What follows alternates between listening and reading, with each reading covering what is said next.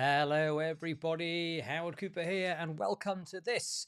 It's the February the 2025, the Anxiety Beating Live, and thank you for tuning in. I'm always grateful that people tune in and seem to be waiting. Hello Cricket, whoever you are, hello.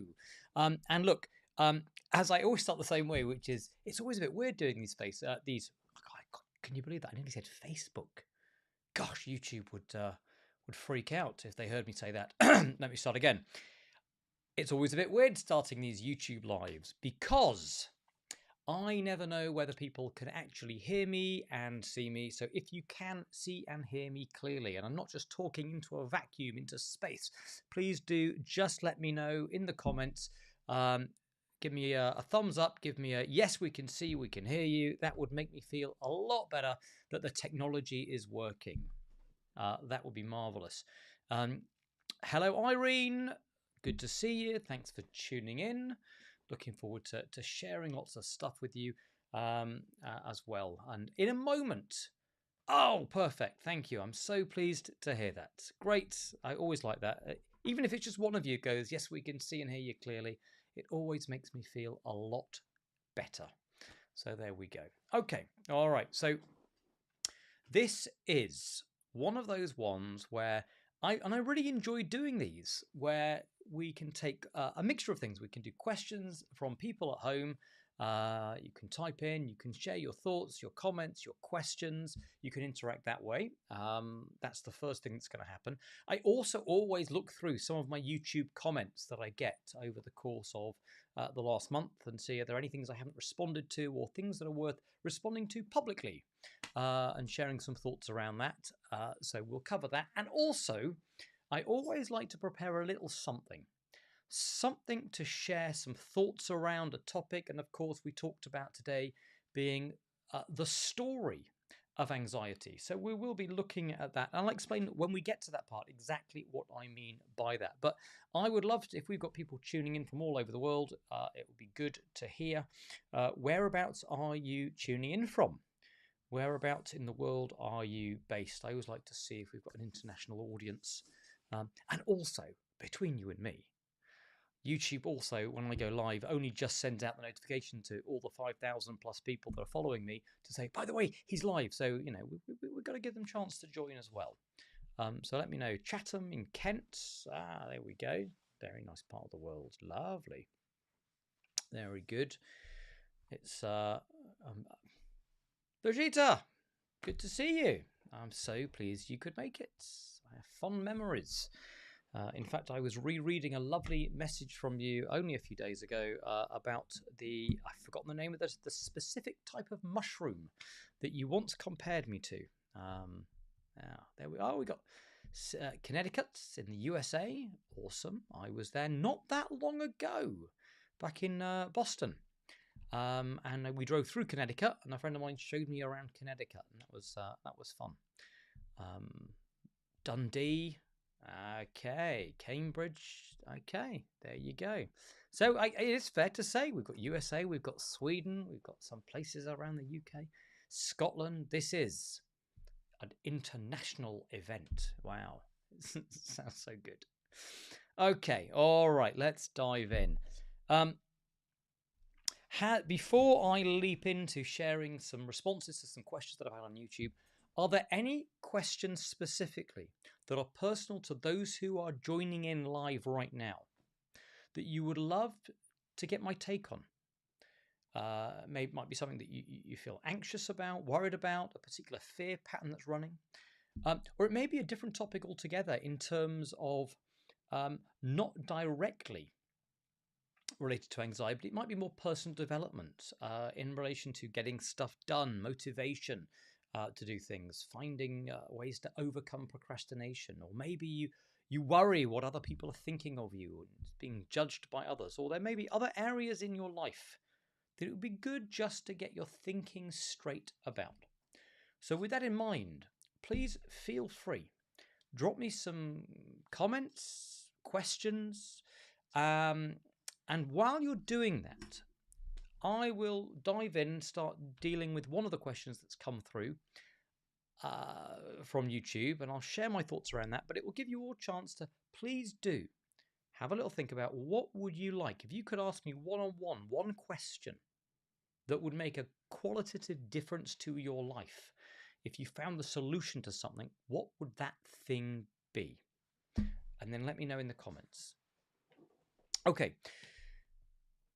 While you're doing that and having a think about that, let me share. The last YouTube video I did, and for those of you who've noticed, I've been stepping up my YouTube productivity. I've got an editor who I rave about pretty much every time I go live now, but it means it's freed me up to be able to generate more content. So I actually have, I'm filming 2 videos tomorrow. So we've got videos that will come out until at least middle of March. We're covered, no, 20th of March we're covered for. Which is really good. And I've been doing lots of little shorts as well, because I'm keen to get more and more stuff out there. The last video I did was on hypnosis, and I did a first. If you haven't got back and seen it, I recommend after this going and doing it.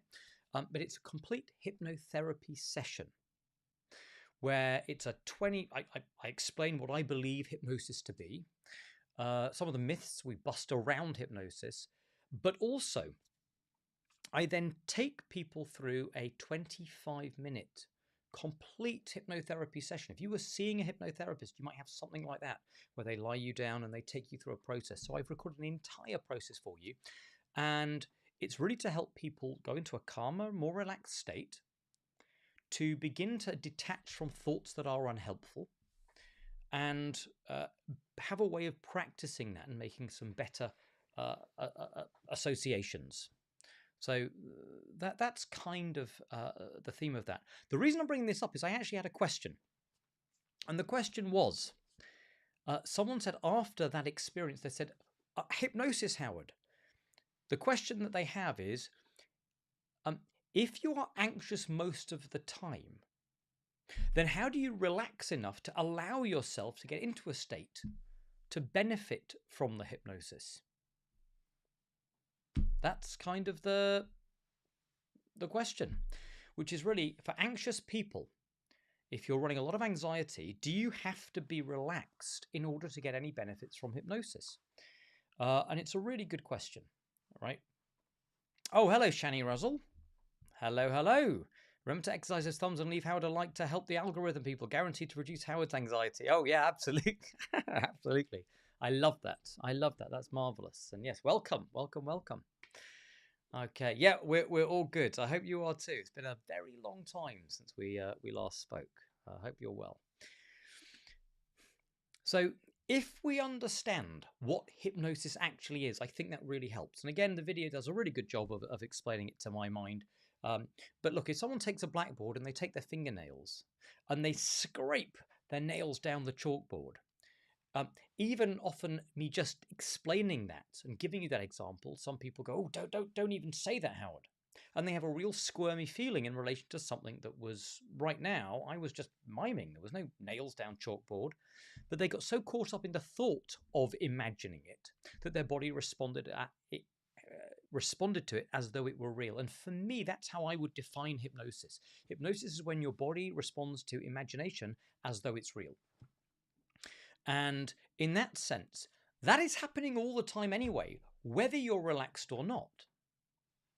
So I think there is kind of a misnomer around the idea that traditionally hypnosis has to be done from a relaxed state. You know, you see top athletes doing very active hypnosis, where they are stepping into imagined successes from a sports point of view. As they're running, they're imagining what they want to have happen, and they get so absorbed into those thoughts around it, their body begins to feel like that. And I would argue that top sports people doing this, they're anything other than relaxed in that moment.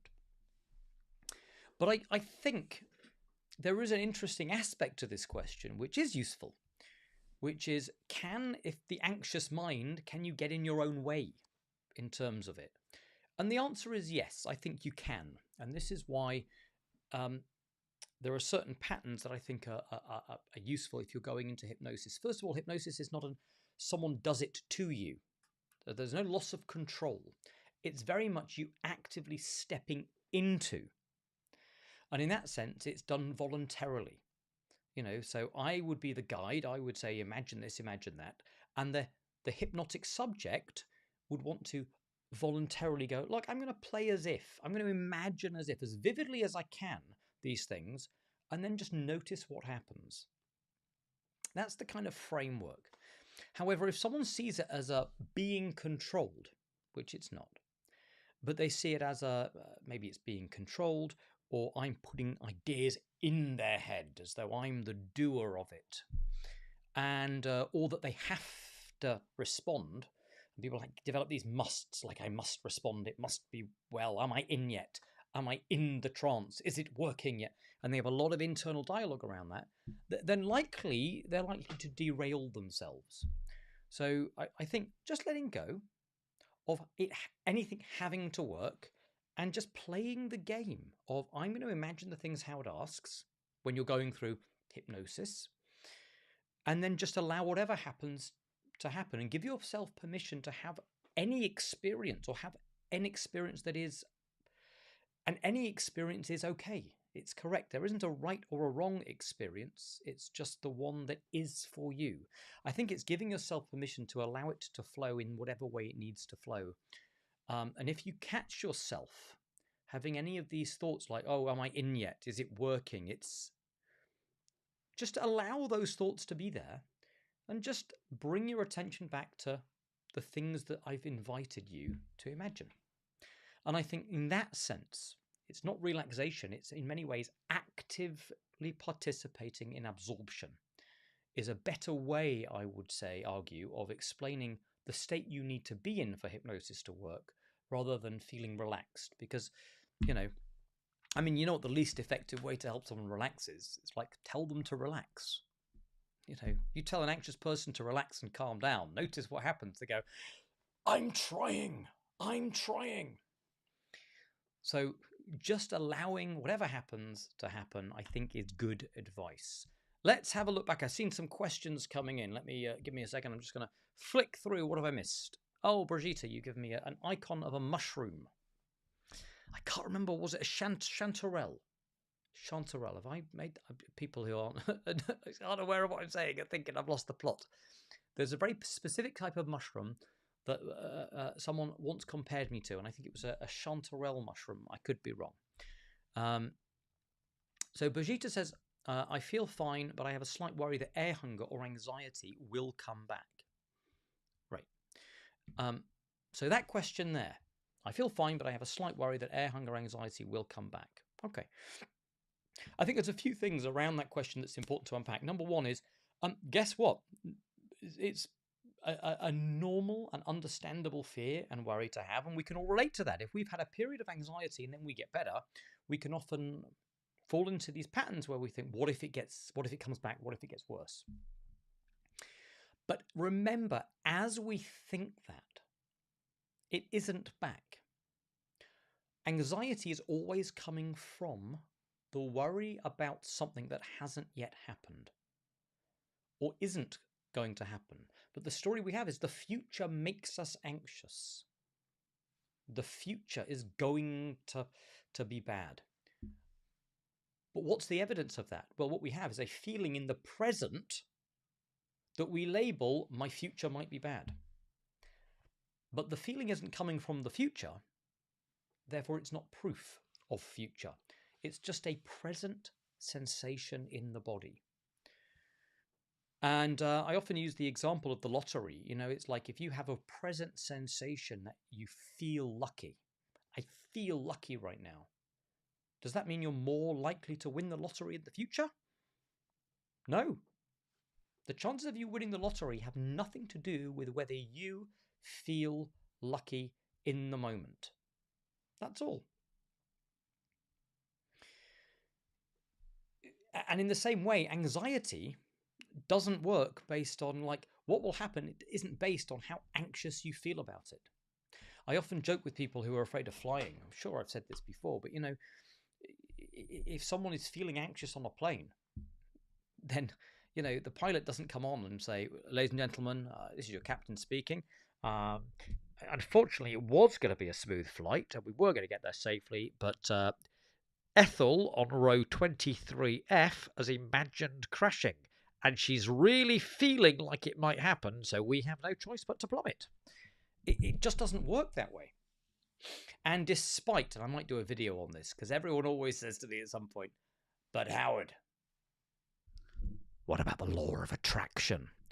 And there is this thing, isn't there? The law of attraction, this idea of manifestation, that people manifest these things that they focus on. And that's certainly not my experience. And I can be very outspoken about that. And if anyone wants me to go into that and go on my little law of attraction rant, which I do at least once a month, you know, then I won't take much persuasion to go into that. So there we go. George says, "Hi, Howard." Yes, I know that, George. Okay, here we go. Where is it? I've gone back. Chloe Lewis says, "How do you manage," here's an interesting one, "how do you manage association anxiety? For example, I had a bad experience on a Tuesday, so now we worry that every Tuesday it may happen again." Okay. This is a really interesting one because, of course, the brain does make associations. You know, if a 5-year-old is walking down the street and gets attacked by a dog, then next time and it's really unpleasant, they have a dog attack, the next time they see a dog, their brain does what's called pattern matching. So it sees 4 legs, sees fur, sees tail, brain goes, "Oh, woo, woo, woo, danger, danger, danger, must be a dog," and it gives them anxiety. So that's kind of a natural thing. The brain is going to do what's called pattern matching. And by the way, just as an aside, if you've ever noticed that sometimes people find that anxiety starts with one thing and then begins to generalize out, that's a very common find. And that's basically where someone's attacked by a dog when they're 5, and then they're walking down the street a month later, and they see it in the corner of their eyes. It's got fur, it's got legs, it's got a tail. Brain doesn't wait to go, "Is it absolutely a dog?" Brain goes, "I've seen enough. Woo, woo, woo." And it produces the anxiety response. Then they turn, they look at it, they say, "Oh, it's a cat." But now they're not just afraid of dogs, they also become afraid of cats. And then suddenly, before long, it's furry creatures and anything that moves and friend at school. And okay, that's a bit far, but you know what I mean. The brain begins to pattern match and then generalize out. So how do you manage association anxiety? Well, I think the thing here is to remember that the brain is really good at making associations. So if it can make an unpleasant association, it can also make a pleasant association or a more empowering association, you know. And for example, if you begin to kind of go, "Okay, well, look, I had this experience as an example last Tuesday, and now Tuesday is coming, and what's really happening? It's not Tuesday that's making me anxious, but I become hyper aware of the fact that I'm probably doing a lot of thinking. I'm imagining me having the same problem, saying to myself, 'Oh God, what if it happens again?' And then I'm getting so caught up in the images and these words that I'm saying that I begin to feel anxious." And here's the thing, most people then interpret the fact that you're feeling anxious as proof that it's going to happen. And if they don't realize that feelings only tell them to what degree did they imagine or forget that they were making shit up in their head, because it hasn't happened yet, they then spiral back into it and get more caught up in the thinking, and they go round and round and round and round and round and round and that. And then they do end up freaking out on the Tuesday because they got so caught up in those thoughts. And then the brain goes, you see, it is Tuesdays that do it. And they strengthen the association. But it doesn't matter how long you've made these associations for. The moment you begin to slow down your thinking enough that you can go, hang on, is this thought actually happening, or am I just getting caught up in a thought right now? That is going to begin to change the pattern, to change the thinking. A simple way of remembering it is simply just to say to yourself, okay, it's Tuesday. What if this happens? To take a step back and in your mind kind of say to yourself, I'm just having the thought, what if it happens again on a Tuesday? I'm just having a thought. It's not quite the same thing. Now, here's the thing. If you can do that, and then you can just know it's a thought, then you'll find your body is calm. You're now having the thought from a place of calmness. Having the thought, feeling calm, having the thought, feeling calm, having the thought, feeling calm. Guess what? Associations work. If you're able to practice having the thought from a place of calm, your brain makes the association that Tuesdays can be calm. So you're actually using the same mechanism that created the problem to unravel the problem. So I think, yes, the brain makes associations. It's always going to be making associations. But if we're at least aware of that, we can begin to use it in a positive way. So I hope that kind of gives you a kind of a nudge in that way. Birgitta says cantarell, not chanterelle. I think cantarell, but maybe that's the Swedish for it. Let's have a look. What else have we got here? By the way, if any of this is vaguely helpful, please do let me know. Let me know if that's resonating with anyone, this stuff. It's always good to know. Martin Andrews, being overwhelmed by my to-do list. My quality of life would be improved if I always felt I had time for everything. Right. This is a whole topic in and of itself. And maybe I'll start producing some different YouTube comments around these sorts of personal development related issues. But there's two things I'd like to give you as a takeaway, Martin, around this. One is a kind of a psychological piece, and the other is just a really practical thing that I have in the past struggled with a to-do list. If you saw my to-do list, holy moly, it's just, if I take the whole thing and I look at it, in fact, I'll show you how it feels. I think I have it here. Right, you want to see my to-do list? Here it is. This is how it feels, right? You relate to this when it just feels like you've got this never-ending strip of things to do. One of the things is the internal pressure that you put yourself under to do it. If you have an orientate towards, I must complete everything on this list, and I must do it today, and you're setting yourself up to fail, then you will spend the day feeling like you haven't got anything done. You are likely to get stressed out because you can see you're not going to complete it, which will result in more stress. And then you start saying to yourself, God, I must do this even more, and I must buckle down on this. Letting go of the need to have to do everything was something that I had to learn. If you then went a little bit deeper and went, well, on some of these tasks, the reason I have to do it is because if I don't, people will think I've let them down. People will think that I'm not professional. People will think that I didn't do what I was supposed to do in time, and, I'll be let down. I think there is a real, and this is maybe a bit controversial, but there is a real merit in making your peace with the fact that some people will not think you are professional. Some people will feel that you've let them down. Some people will go, he tells people that he's a professional helping anxiety. I've had to wait 3 days for his reply. Well, so be it. I can't do everything that needs to be done the whole time. And I think it's giving yourself permission to be fallible and to not have to do everything. So that's kind of the mindset around it. From a practical point of view, I don't know if you've noticed this, but if I see a list, and I know I have my comedy list here, but it looks like that, and my brain, when I see a list like that, my brain goes, nope, That's it. Just no, I can't do it. Not going to do it.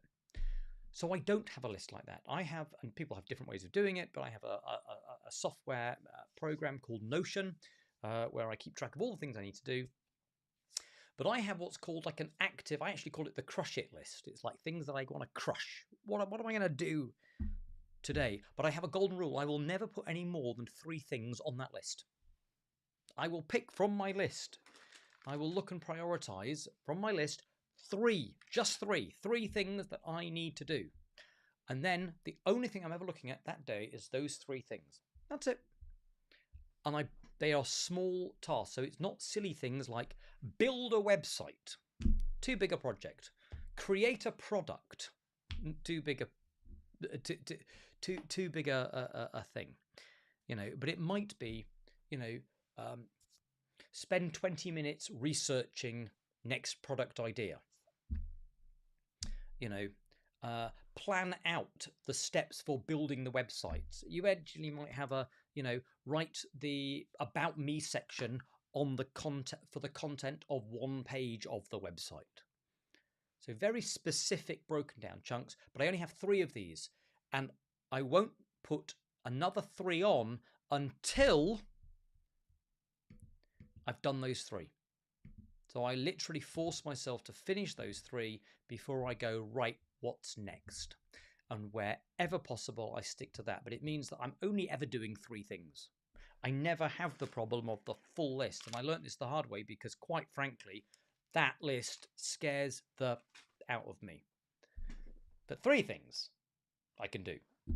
So I just partition it in my mind, and it's a very practical step. So hopefully that's something of value and something useful. And there we go.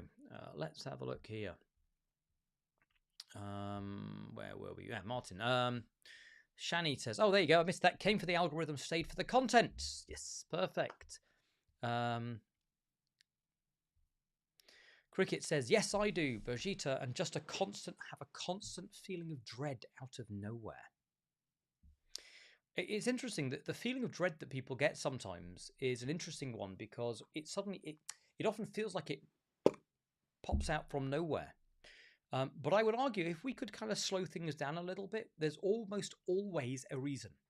And it's almost always we had a thought for a split second, some images or words that popped into our mind, and we kind of got caught in that thinking. Like, what if this goes wrong? What if I failed? What if? It's always the what if stories, the catastrophic stories that we have.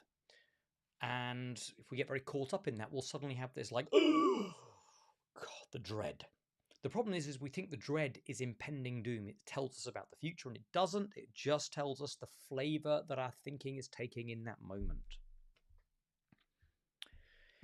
Rebecca says, amongst many other worries, I mean, look, if you're going to have worries, have loads of them, do it properly. I've developed a fear of collapsing in public, or even just feeling faint and needing to lie down, as well as seeing others faint. I just cannot get over this. I mean, look, it's an interesting one. I've worked with people on a number of occasions with exactly that issue, the worry that they're going to faint, they're going to collapse. If people haven't had that experience before, it often represents a feeling of loss of control and not knowing. And sometimes if they're in public, it's like, what will people think? And they don't want to be seen to be vulnerable. So yes, these are very, can be stories that people get very caught into. But in the same way that I would say that someone's not really afraid of flying, and the reason I know that is because they can feel anxious when they're on the ground, right? Not flying, which means how can it be the flying that's causing them to be anxious if they can feel anxious when they're not flying? It's their thoughts about it. And the same is true here. It's not collapsing in public that you're afraid of. Because the reality of it is, in fact, hopefully it won't happen, but if it did, there wouldn't be any thinking. You would have just collapsed. But it's your worrying about it that's causing the problem. It's the thoughts about you collapsing. So I would have you do this, and if you're still on the line, I would be interested in your response to this. if you close your eyes and you connect with that horrible thought that you have of, you know, what if I collapse in public? My question for you is this: is that you in the image? Is that you collapsing in the image? That's the question. And I'm going to pause on that. We'll go into someone else's question, and then if Rebecca comments, we'll come back to that, because there's a point I'd love to make around that. There we go. There we go. Ali Boska. Oh, new subscriber. Awesome. Welcome, welcome, welcome. And yes, lol at Shani. He is a funny guy, is Shani. I've met him. He's a nice guy as well. Right. There we go. So Rebecca says, is it you? I said, is that you in the thought of you collapsing? Okay, now let me rephrase the question. Rebecca, is that actually you in the image? Or is it just an image of you? Is it actually you, the real you? Or is it just an imagined image of you in your head? That's the question.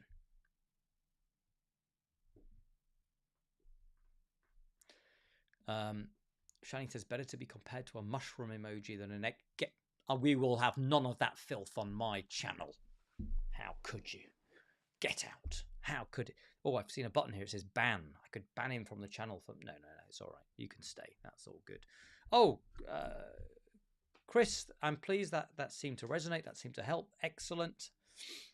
Still waiting, wondering what Rebecca's going to say.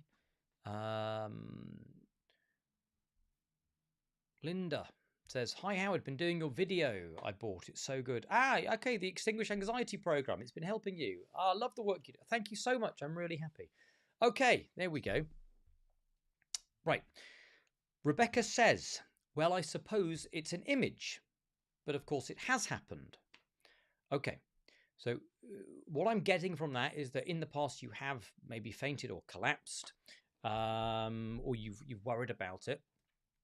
And so what you have is an image that you're making that you've labeled this happened, and then you imagine it therefore could happen again. But the very deliberate question I'm asking is this, and if we really stop and think about it, and anybody can do this, by the way, all of you, if you think about something that you think you worry could happen, is that actually you in the image? Or, technical term, are you making shit up? In terms of, is the image actually you? If the image disappears, will you disappear? No, it's just a thought in your mind at that moment. And whilst I know you might say, well, it did happen, it's not happening.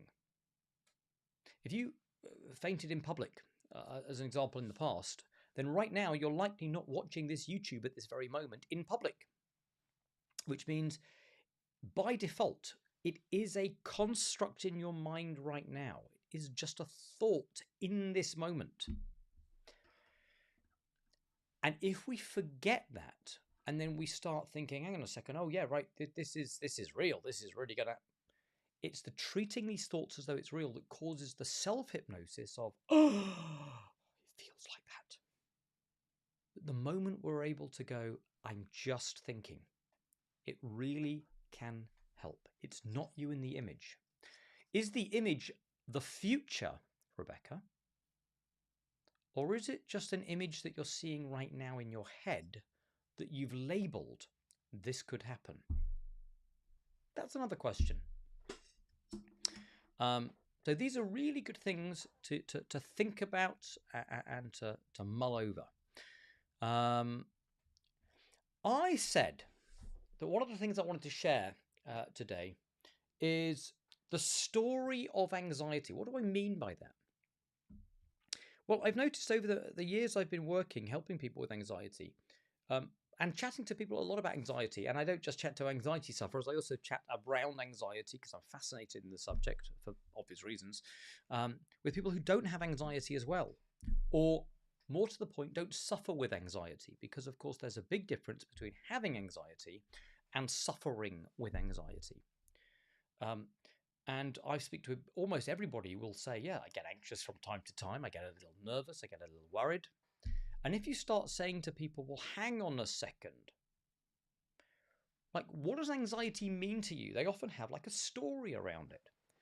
And what I mean is a story, it's a way of relating to anxiety. So anxiety sufferers tend to go, the story around anxiety might be, anxiety is the bane of my life. It's the thing that holds me back. Right? Can you imagine if you got caught in the thought or the story of treating anxiety as the bane of your life, the single thing that holds you back? Well, like, how triggered are you going to be in any moment where anxiety rears itself? You're likely to be responding with fear and it's here again and how could it be there? It's back. And whereas you speak to someone else and they might say, and I had this one once, someone said to me, well, I just see anxiety as it's kind of my body's barometer. It's the way my body sort of just tells me, am I doing a little bit too much or am I stepping slightly out my comfort zone? I'm like, oh. Like if you stop and think about that, that's kind of interesting, right? Like seeing anxiety, the story they have about it is that anxiety for them is the barometer that helps them know we're just stepping a little bit out my comfort zone.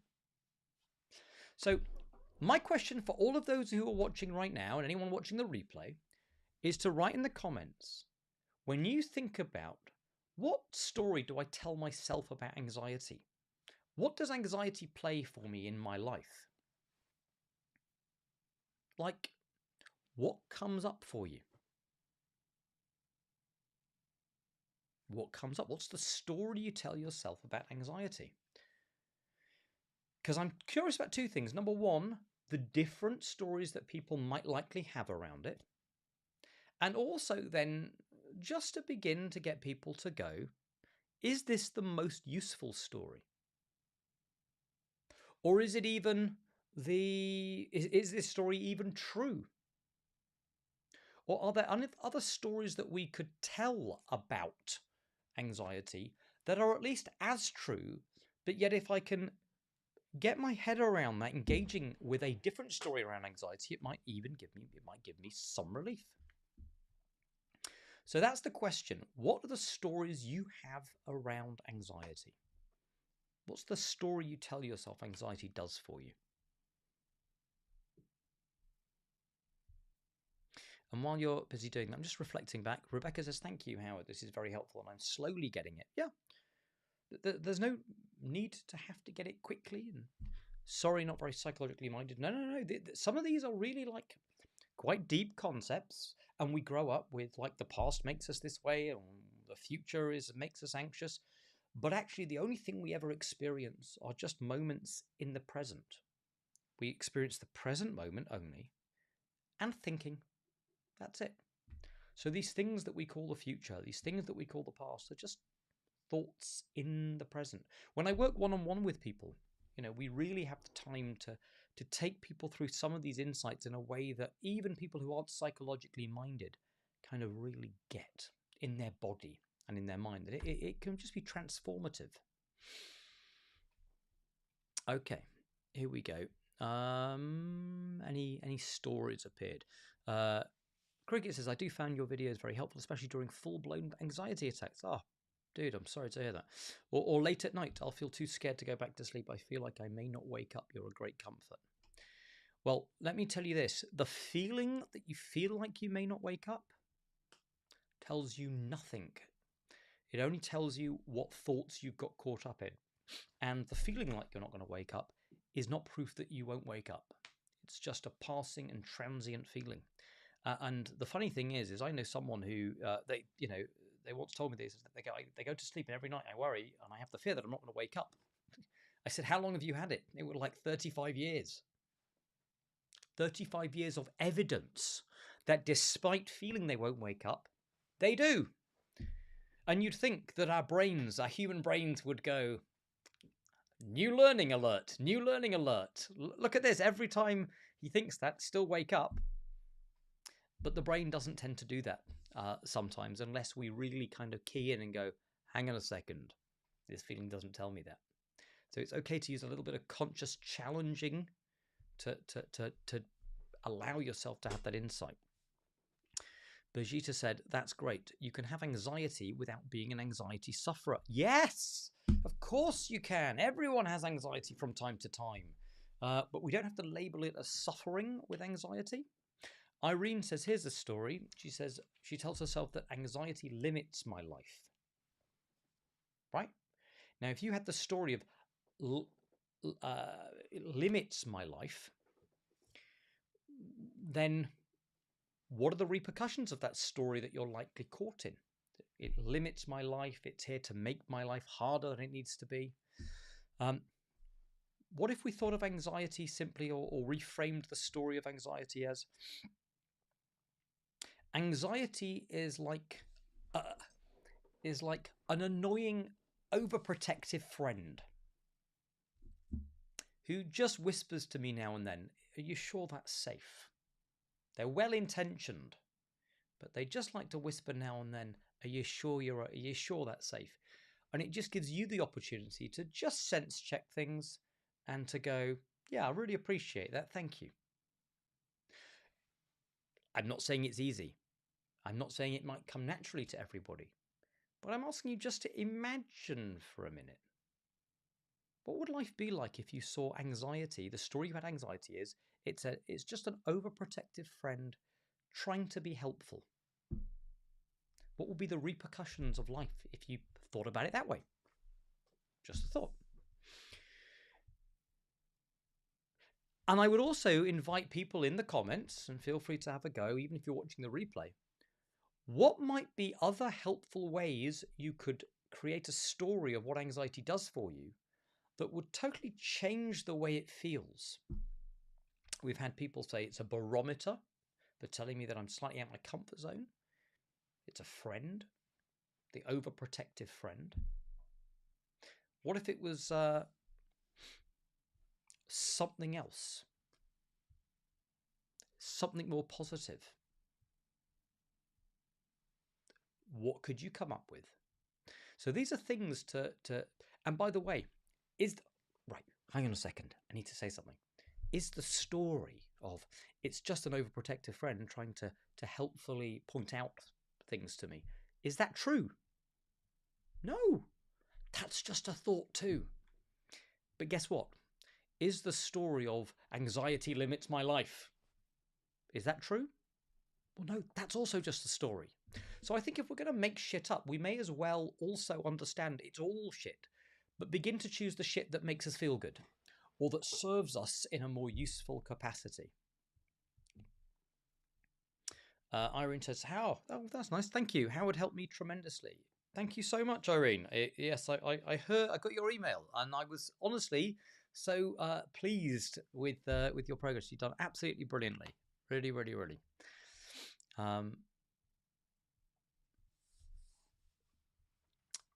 Das Barazza, a friend.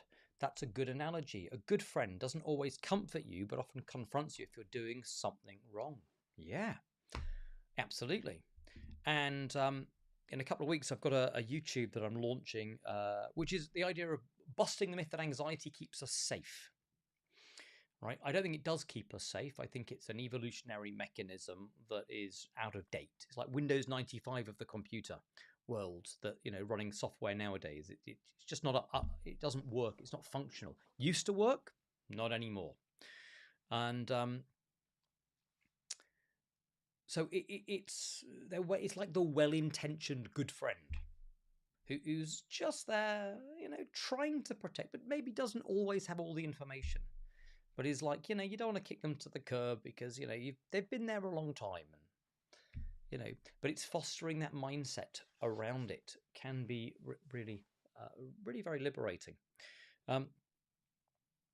Just shit made up. Absolutely. Yeah. I think if I should get a tattoo with saying it's just shit made up, or it's just the nonsense thoughts that just appear. And that's what it really is. I think allowing ourselves to not buy into our thinking and treat everything as though it's real is a game changer. Without trying to get rid of the thoughts, just knowing that you're just thinking really, really can help. But again, the question I invite you to do is, what are the ways you could reframe your story of anxiety to help change the relationship with your thinking? The other thought that I had around the story of anxiety is, look, if you were watching a film, and traditional film structures, they're all pretty similar. They start, they build up a premise, they put the protagonist in a difficult situation, and then things get worse for them. And it looks inevitably like the worst thing will ever happen, and there's no escape for them, and they will be stuck forever. And then, of course, in films, the climax comes and they find the solution, they find the loophole, they overcome the odds, and now they live happily ever after. That's the normal kind of narrative arc of a traditional film. Well, here's what happens. In the moment where it looks like they are screwed, the protagonist is in the film, they're screwed, the odds are against them, there's no way out. Guess what happens? Guess how you'd feel if the film just ended at that point. You'd go, that was a bit of a shit film. It was rubbish. Like, what happened? Nothing, no resolution. I don't understand. Some people think that their ongoing feeling of anxiety is the whole film. It's not. This is just the bit before you discover the information that you didn't know that's going to change everything. That's all.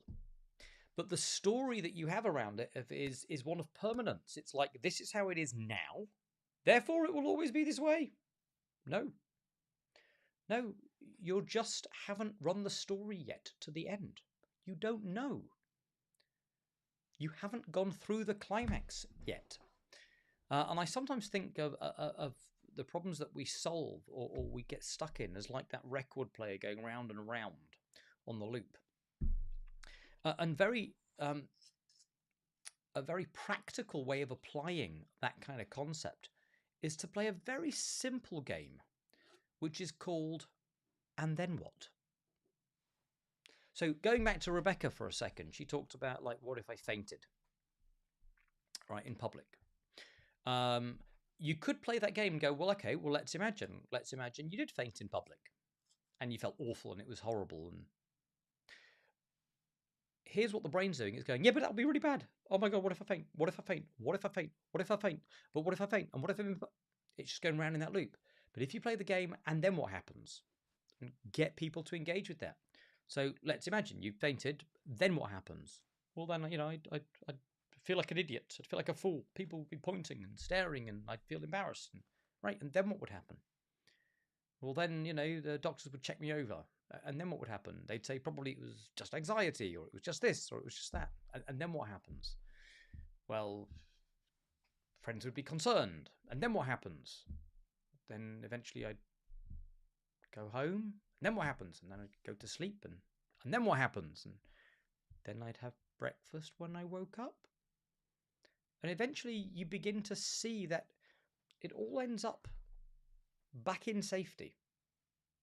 But it's a really good mindset to practice, which is, and then what happens? And then what? Because if you're going to make up shit, at least do the whole story.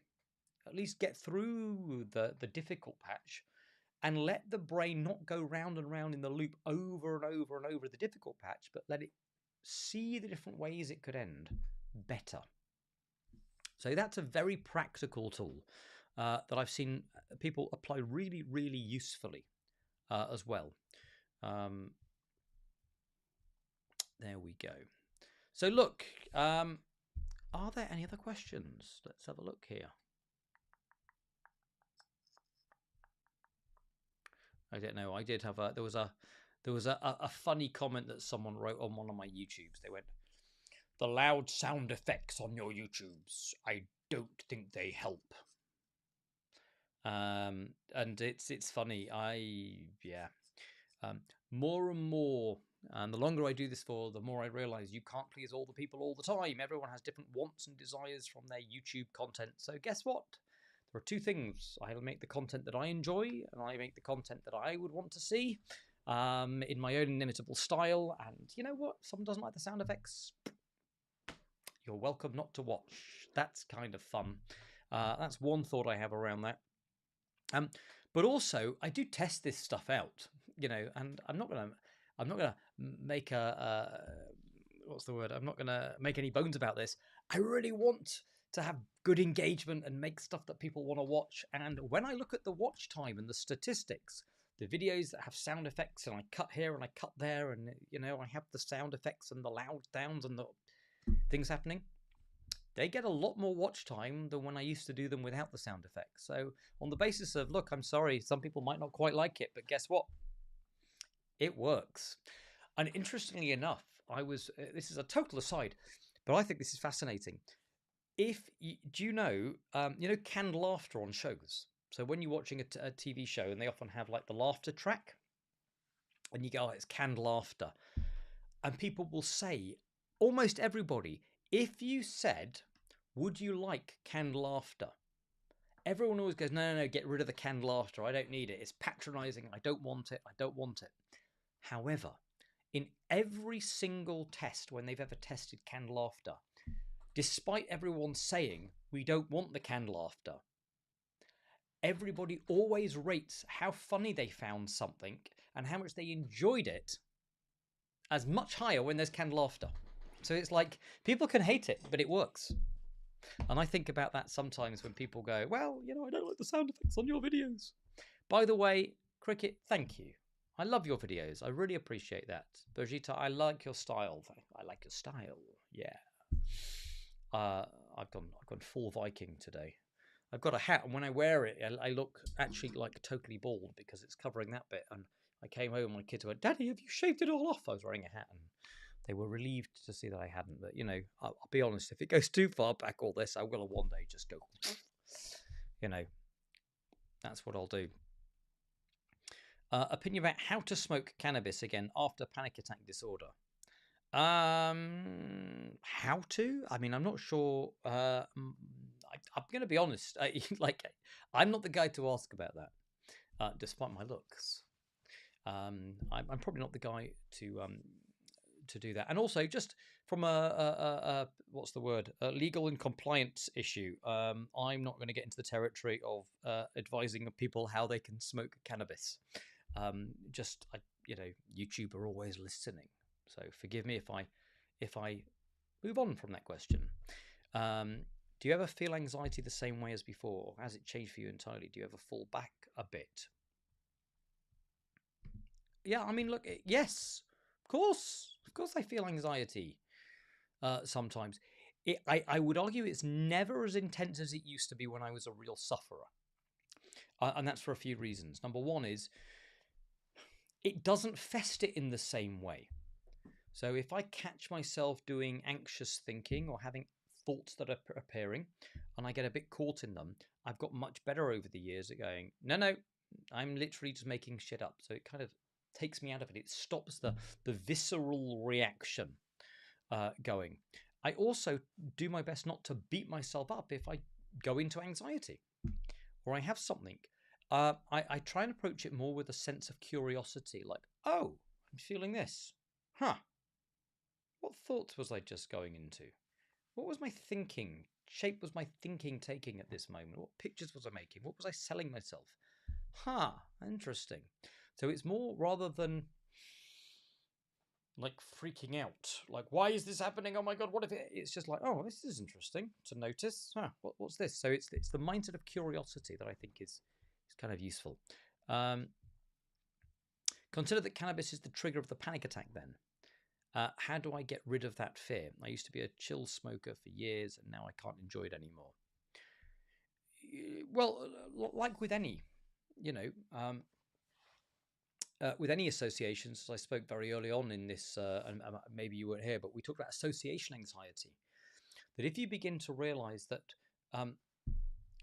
the association is actually just a set of thoughts. It's you getting very caught in the thought of, if I do X, Y will happen. And then getting caught up in that thinking so much so that you get tense and anxious, and then you become hyper aware, so that when you do X, you now like, is it happening yet? Is it happening? And you're scanning your whole body for like the.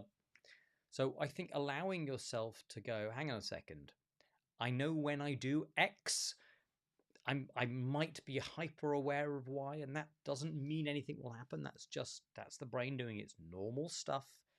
And as best you can, you kind of remember that the thoughts of you triggering a panic attack in this moment are just thoughts. So you could say something to yourself like, I'm just imagining being triggered. That will feel very different, by the way, from I'm going to be triggered. It's like I'm just imagining I'm going to be triggered. But all of these things are all about kind of being able to step back from that. I've just looked at the time, and I always try and go for about an hour because, I want to give people time, and but I can't go forever, despite my desire. Listen, Irene, I noticed. No, it wasn't Irene. It was Linda. And I really appreciated you saying that. That was really nice of you, by the way. But you said you were finding some of my videos very helpful. I do want to tell people about this. And I don't want to over-egg the pudding.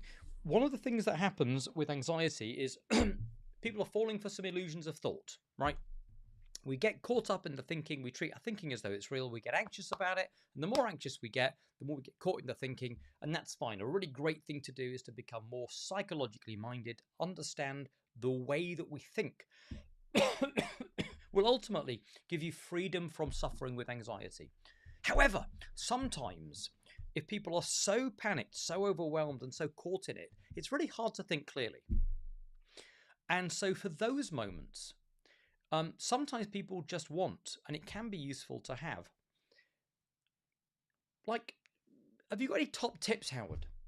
Is like some firefighting tips. I'm not trying to cure the whole of anxiety forever, but like if I go into panic or overwhelm, have you got anything that I could do, some go-to stuff that is pretty road tested, it works pretty well with most people, what would you suggest? And the answer is, well, I have 5 go-to things that I've been sharing for years with normally people that come and see me one-on-one, but I actually decided to film these. It's not to cure anxiety for the whole of your life, but it's 5 simple principles to extinguish anxiety in the moment, to extinguish that feeling of overwhelm, and so on.